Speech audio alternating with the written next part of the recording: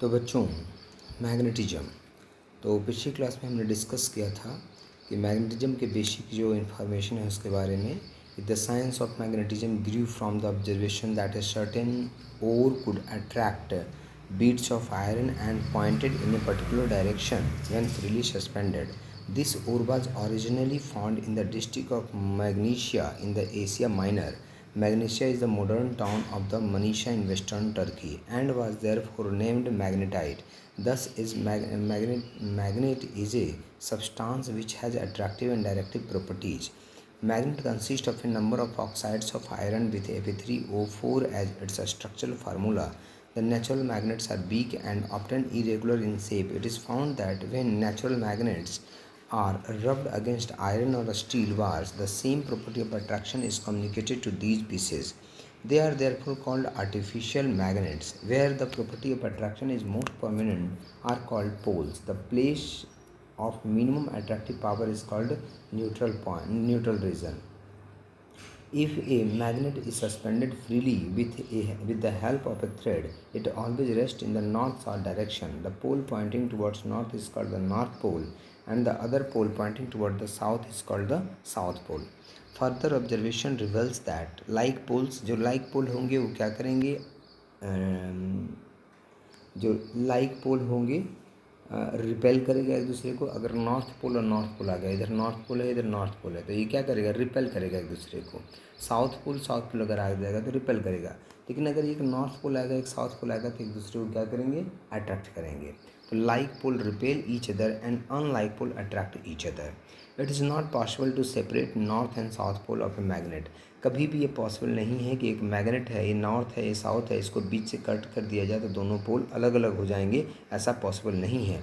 जब भी आप कट करेंगे तो फिर से अगर नॉर्थ और साउथ को अलग करते हैं तो फिर से नॉर्थ साउथ वहाँ पे बन जाएगा। मतलब कि अगर इस मैग्नेट को अगर यहाँ पे आप कट कर दिए, नॉर्थ है साउथ अगर कट कर दिया, ठीक है, तो ये तुम्हारा नॉर्थ है यहाँ पे तो यहाँ साउथ बन जाएगा पोल, ठीक है। और यहाँ पे अगर आपका साउथ था तो यहाँ पे नॉर्थ बन जाएगा। तो इस तरह से हो जाएगा हमेशा, ठीक है। तो ये आपको याद रखना है यहाँ पे, ठीक है।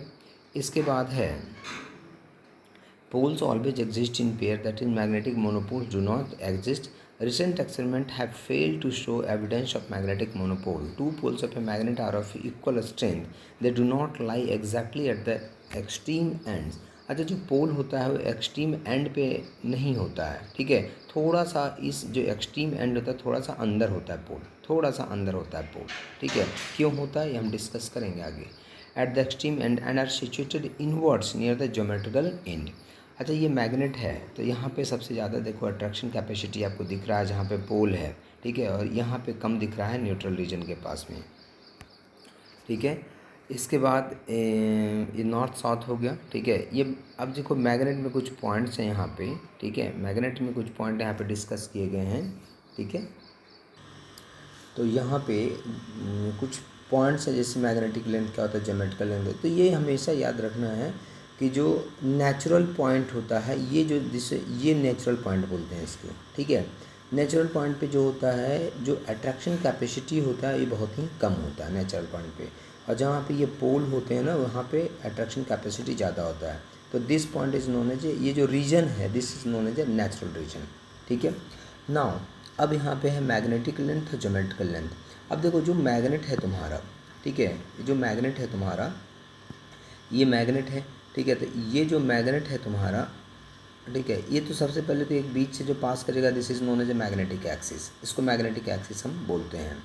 जो टोटल लेंथ होता है मैग्नेट का this is known as a geometric length, इसको हम बोलते हैं ज्योमेट्रिक लेंथ। और जो पोल होता है पोल के बीच का जो डिस्टेंस होता है this is known as a magnetic length.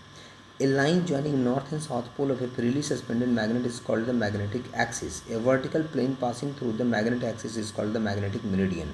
अच्छा, मेरिडियन क्या होता है, जैसे ये पोल है तुम्हारा, ठीक है, ये पोल है, ये नॉर्थ पोल है यहाँ पे और ये यहाँ पे साउथ पोल है। तो बीच से अगर एक प्लेन इसको कट करता है, अगर प्लेन एक इस तरह से बीच से कट करता है, ठीक है, एक प्लेन है बीच से इसको कट किया है, तो this plane is known as a magnetic meridian, इसको हम मैग्नेटिक मेरिडियन बोलते हैं। इसके बाद है Coulomb's law of force between two magnetic poles. अगर दो पोल्स होते हैं तो उसके बीच में जो फोर्स होगा उसकी वैल्यू क्या होगी, ठीक ठीक है। The force of attraction of repulsion between two magnetic poles of strength Q M and Q M dash. कोई भी दो पोल्स हैं, एक है क्यू एम पोल स्ट्रेंथ, एक है क्यू एम डैश, ठीक है। यहाँ पे लिखा नहीं है कि कौन नॉर्थ का है कौन साउथ का है। Placed at a distance R apart is given by, तो जो कूलम का फोर्स था, ठीक है, चार्ज के लिए, वैसे ही कुछ यहाँ पे लग गया। तो F is directly proportional Q M dash upon are square. ये चार्ज नहीं है, ध्यान रखना, दिस इज पोल स्ट्रेंथ। ये पोल स्ट्रेंथ है, पोल का जो स्ट्रेंथ है, पोल का जो अपना एक कैपेसिटी है वो है यहाँ पे, ठीक है। कई बच्चा यहाँ पे चार्ज मत समझ जाना। Where K is a constant of proportionality whose value depends on number 1 the system of unit selected. जो आप सिस्टम ले रहे हैं उसके लिए उस पर डिपेंड करता है। The medium in which the poles are placed, जिस मीडियम में आप इन दोनों पोल को रखें उस पर डिपेंड करता है। In SI unit and in vacuum के इज रिप्लेस्ड बाई के एम, जो के है वो के एम से रिप्लेस किया जाता है।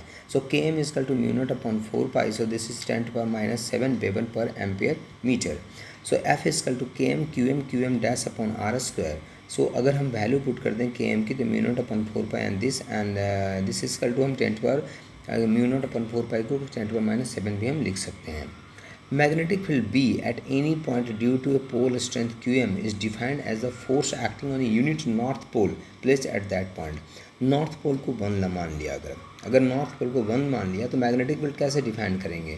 तो अगर नॉर्थ पोल को 1 मान लिया मतलब क्यू एम डैश को 1 मान लिया, तो बी इजकल टू कितना हो गया, k m q M into 1 upon are square. तो magnetic field at any point due to a pole strength, pole strength अगर क्यू एम, अगर कोई पोल स्ट्रेंथ क्यू एम है तो इसके कारण मैग्नेटिक फील्ड की वैल्यू जो होगी at any point defined as the force acting on a north unit north pole.